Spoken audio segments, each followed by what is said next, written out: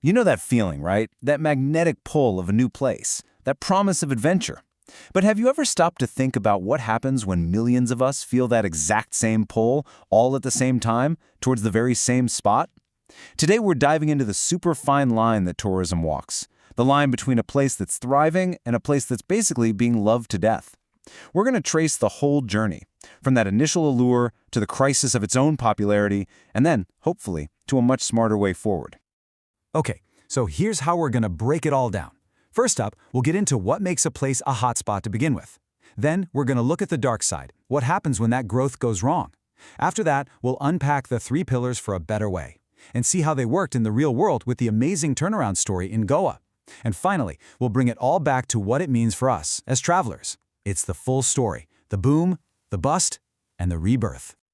All right, let's start with the exciting part, the boom. What's the secret sauce? What are those core ingredients that make us just have to pack a bag and go? This is literally the engine that powers the entire tourism industry. Seriously, think about it for a second. That last trip you took, or maybe the one you're daydreaming about right now. What was it? The call of a wild mountain range? The echo of ancient history?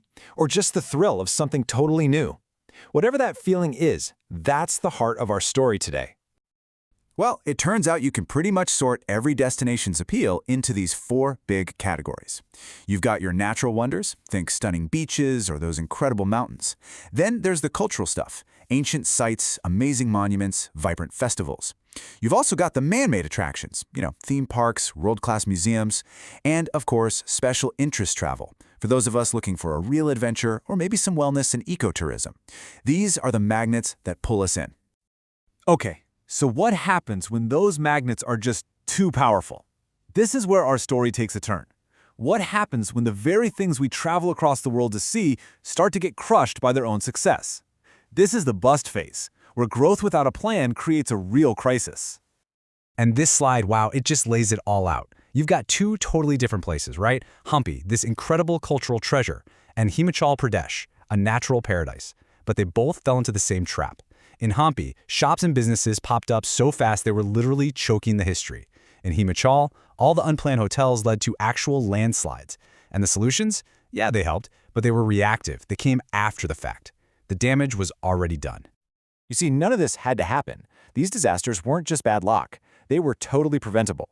It was a failure to think ahead. So what was the crucial piece of the puzzle that was missing right from the very beginning? This is what was missing. This is the blueprint. See, successful tourism isn't just about good marketing. It's about smart planning that balances all of this stuff. You have to protect the environment, make sure the money actually helps the local community, respect the culture, and build the right kind of infrastructure. Hampi and Himachal are what happens when you just chase the money but completely ignore the environmental and socio-cultural foundations. The whole thing just starts to fall apart. Okay, so we've seen the boom and we've seen the bust. Now for the most important part of the story, the rebirth. This isn't about shutting down tourism, not at all. It's about making it way smarter, more resilient, and frankly, better for everybody. And this solution is built on a really simple but incredibly powerful framework.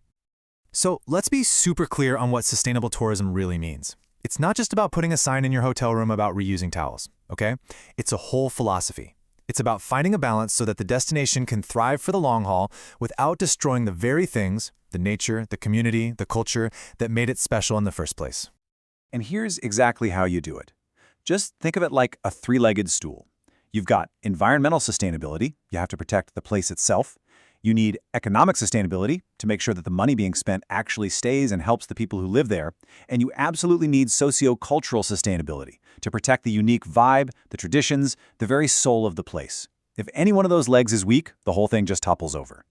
And listen, this isn't just some nice idea on a slide. It actually works. Just look at Kerala's Responsible Tourism Initiative.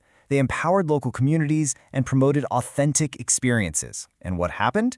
They created a system where tourism directly helped the local people make a better living, all while protecting their incredible environment. It's real-world proof that this 3-pillar thing really is the way to go. All right, so now let's see how this all comes together in a place I bet a lot of you know pretty well, Goa. For years, Goa was the poster child for the tourism boom.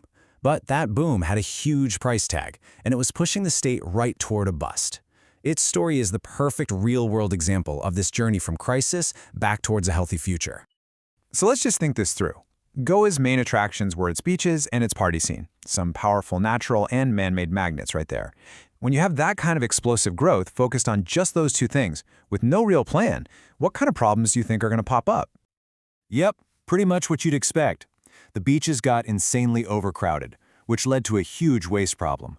You started to see real cultural clashes between tourists there for the party and the locals just trying to live their lives. And why did this happen? Because, just like we saw before, those key planning factors, especially the sociocultural and environmental ones, were totally ignored in the rush for more tourists. But here comes the rebirth. Goa started to fight back, and they had a smart strategy. First, to deal with the crowds, they started promoting tourism in the state's beautiful interior, taking the pressure off the coast. Next, they brought some order to the chaos by regulating commercial activity on the beaches. And finally, they took a stand to protect their environment with massive plastic bans. Each one of these steps was a direct, smart response to the problems that the unplanned boom had created. So we've seen the boom, the bust, and the path to rebirth. What's the big takeaway here? What does this mean for us when we're planning our next trip?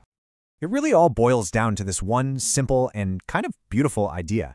The best, most amazing kind of travel is the kind that actually helps protect the very nature, the culture, and the community that you traveled all that way to see in the first place. It's about shifting our mindset from just being a consumer of a place to being a conscious contributor to it. And that's the question I want to leave you with. The next time you travel, what story will that place tell? Will it be a story of a boom that's heading for a bust? Or will it be a story of a thoughtful rebirth, where your visit actually becomes part of the solution, not part of the problem? More often than we think, that choice is up to us.